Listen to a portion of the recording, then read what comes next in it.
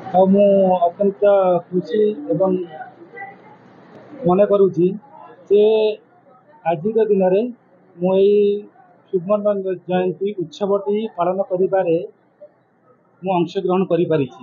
ଯେ ଇଏ ଯାଜପୁର ଜିଲ୍ଲାର ଗୋଟିଏ ମଫସଲି ପୁରା ସମ୍ପୂର୍ଣ୍ଣ କହିବାକୁ ଗଲେ ଗୋଟେ ଗାଉଁଲି ଏରିଆ, ଯେଉଁଠି ସେ ସମୟରେ ଯେଉଁ 1974 ମସିହାରେ ଏଠି ସେ ମହାନ ବ୍ୟକ୍ତିତ୍ୱ ମାନେ ଚିନ୍ତା କରିଥିଲେ ଗୋଟିଏ ବିଦ୍ୟାର ମନ୍ଦିର ଜ୍ଞାନର ମନ୍ଦିର ପ୍ରତିଷ୍ଠା କରିବା ପାଇଁ। ସେ ପ୍ରତିଷ୍ଠା ବହୁତ ଘାତ ପ୍ରତିଘାତ ମଧ୍ୟରେ କରିଛନ୍ତି। ତାହା ଆଜି ଏହି ବିଦ୍ୟାଳୟର 50 ବର୍ଷ ପୂର୍ତ୍ତି ପାଳନ ହେଉଛି। ସେହି ବିଦ୍ୟାଳୟରେ ଉତ୍ତୀର୍ଣ୍ଣ ବିଭିନ୍ନ ଜାଗାରେ ଦେଶ ବିଦେଶ ଏବଂ ରାଜ୍ୟର ବିଭିନ୍ନ କୋଣ ଅନୁକୋଣରେ ପ୍ରତିଷ୍ଠିତ ଲାଭ କରିଛନ୍ତି। ସେମାନଙ୍କର ପ୍ରଚେଷ୍ଟା ବଳରେ ଆଜି ଏ ବିଦ୍ୟାଳୟ ମାନେ ପାଣି ପବନ ଗୋଡ଼ି ମାଟି ଆଜି ପ୍ରଫୁଲ୍ଲିତ ଉତ୍ସବ ମୁଖର ଆଜି ହେଉଛି। ଏହା ଦ୍ୱାରା କ'ଣ ହେଉଛି ନା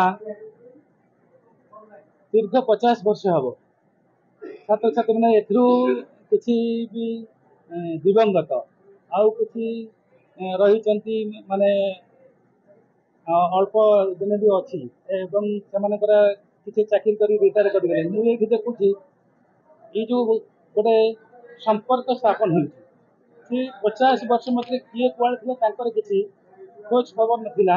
ଏହି ସୁବର୍ଣ୍ଣ ଜୟନ୍ତୀ ପାଳନ ଅବସରରେ ଯିଏ ଯେଉଁଠି ଅଛନ୍ତି ବିଭିନ୍ନ ଜାଗାରୁ ଆସି ଏଠି ସମସ୍ତେ ଉପସ୍ଥିତ ଅଛନ୍ତି ଏକ ମନରେ ଏକ ପ୍ରାଣରେ ଏଇ ଯେଉଁ କାର୍ଯ୍ୟଟିକୁ ଆମର ସୁବର୍ଣ୍ଣ ଜୟନ୍ତୀ ଉତ୍ସବଟିକୁ ମାନେ ସଫଳ ରୂପାୟନ କରୁଛନ୍ତି। ମୁଁ ସେଥିପାଇଁ ଧନ୍ୟବାଦ ଆମର ଆଲୁମିନି ମେମ୍ବରମାନଙ୍କୁ ଦେଉଛି ଏବଂ ଏଇଭଳି ପ୍ରତ୍ୟେକ ସ୍ଥାନରେ ଏହା ଏଇ ଧାରା ବଜାୟ ରହିବା ଦରକାର, ଯାହା ଦ୍ୱାରା ଯେ ଆମର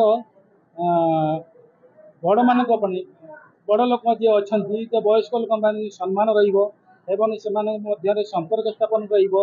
ଯେ ଯିଏ ଯେଉଁଠି ରହୁଛି ଆସିକି ଆମର ଯୋଡ଼ି ହେବେ, ତାହା ମାନେ ବାଦ ବିବାଦ ଛାଡ଼ି ଏ ଯେଉଁ ରାଜନୈତିକ ତଥାପି ବିଭିନ୍ନ ଦୃଷ୍ଟିରୁ ସୃଷ୍ଟି ହେଉଛି ତାକୁ ପାଥେୟ କରି ଯେ ଗୋଟିଏ ଜାଗାରେ ଯେଉଁ ବିଦ୍ୟାଳୟରେ ସେମାନେ ପାଠ ପଢ଼ୁଥିଲେ ଯେଉଁଠୁ ମଣିଷ ହେଇଛନ୍ତି ସେଇ ଜାଗାକୁ ସେ ଗୋଟିଏ ସ୍ୱରରେ ଆଜି ଫେରି ପାଇଛନ୍ତି। ଗୋଟିଏ ସ୍ୱରରେ ଆଜି ମାନେ ସଂଯୋଗ ହେଇପାରିଛନ୍ତି ଏବଂ ଏହା ଦ୍ୱାରା ସମାଜକୁ ବାର୍ତ୍ତା ଯାଉଛି ଯେ ଆମେ ଯଦି ଏକ ମନ ଏକ ଚିତ୍ତରେ ଯେକୌଣସି ମାନେ କାର୍ଯ୍ୟ କରିବା ତାହା ସମ୍ପୂର୍ଣ୍ଣ ସଫଳ ହେବ।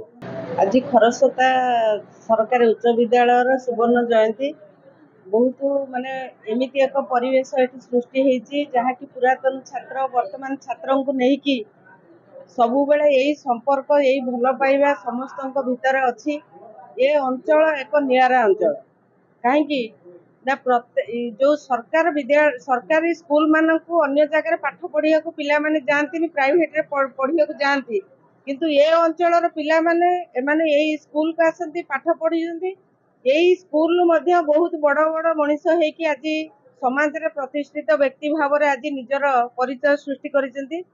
ଆଜି ଦେଖନ୍ତୁ ଏ ଯେଉଁ ପରିବେଶ ଏଠି ସୃଷ୍ଟି ହେଇଛି, ଯେଉଁ ସମାବେଶ ଆଜି ମାନେ ସମସ୍ତଙ୍କ ଭିତରେ ସେଇ ଖୁସିର ଲହରୀ ଖେଳି ଯାଇଛି। ସେଇ ଇଚ୍ଛା, ସେଇ ଶକ୍ତି, ସେଇ ଭଲ ପାଇବା ସବୁ ଆଜି ସମସ୍ତଙ୍କ ଭିତରେ ଉଜ୍ଜୀବିତ ହେଇଅଛି। ତେଣୁ ଆଜି ଏ ସ୍କୁଲର ପୁରାତନ ଛାତ୍ର ସମସ୍ତଙ୍କୁ ମୁଁ ଧନ୍ୟବାଦ ଜଣେଇବି। ଏ ସ୍କୁଲର ଶିକ୍ଷକ ଶିକ୍ଷୟିତ୍ରୀ ସମସ୍ତଙ୍କୁ ମଧ୍ୟ ଧନ୍ୟବାଦ ଜଣେଇବି। ଏ କାର୍ଯ୍ୟକ୍ରମକୁ ଯିଏ ଆୟୋଜନ କରିଛନ୍ତି ତାଙ୍କୁ ମଧ୍ୟ ମୁଁ ଧନ୍ୟବାଦ ଜଣେଇବି। ତେଣୁ ଏଥିପାଇଁ ଯାହା ସ୍କୁଲର ଡିମାଣ୍ଡ ରହିଛି ପୁରାତନ ଛାତ୍ରମାନଙ୍କର ଶିକ୍ଷକ ମାନଙ୍କର ମୋ ଦ୍ୱାରା ଯାହା ସମ୍ଭବ ହବ ମୁଁ ନିଶ୍ଚିତ ଭାବରେ କରିବି। ପିଲାମାନଙ୍କ ପାଠ ପଢ଼ିବା ତାଙ୍କ ଭବିଷ୍ୟତ ପାଇଁ ଭାବରେ ଭଲ ପାଠ ପଢ଼ନ୍ତୁ, ବାପା ମାଙ୍କ ନାଁ ରଖନ୍ତୁ।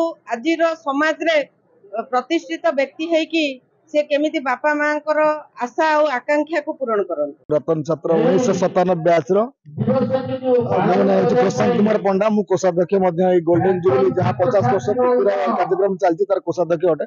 ବହୁ ଆଡମ୍ବରରେ ଦୀର୍ଘ 3 ମାସ ହେଲା ଆମେ ଗୋଟେ ଯୋଜନାବଦ୍ଧ ହିସାବରେ କାର୍ଯ୍ୟକ୍ରମକୁ ସଫଳ କରିବା ପାଇଁ 50 ବର୍ଷର ସମସ୍ତ ପୁରାତନ ଛାତ୍ର ମାନଙ୍କର ବ୍ୟକ୍ତିଗତ ଫିଜିକାଲି ଫାଇନାନ୍ସିଆଲି सब साहाय्य आज प्रथम दिन आज शुभ उद्घाटन कार्यक्रम आज समाहित होती सब छात्र छात्र मानक आम गुरुजन मैंने जो अच्छा जो मैंने कार्यक्रम को सहयोग कर सफल करने सहयोग कर साधुवाद विनम्र नमस्कार जहल खरस्रोता हाईस्कल गोटे ग्रामांचल विद्यालय आज सहरांचल अतिथि मैंने आज आसी मंच निकट में पहुंचा आयोजन सहरांचल पर आयोजन सबू पिला सीधा सड़क हिसाब से सहयोग रही समस्त बहुत खुशी मनाऊ।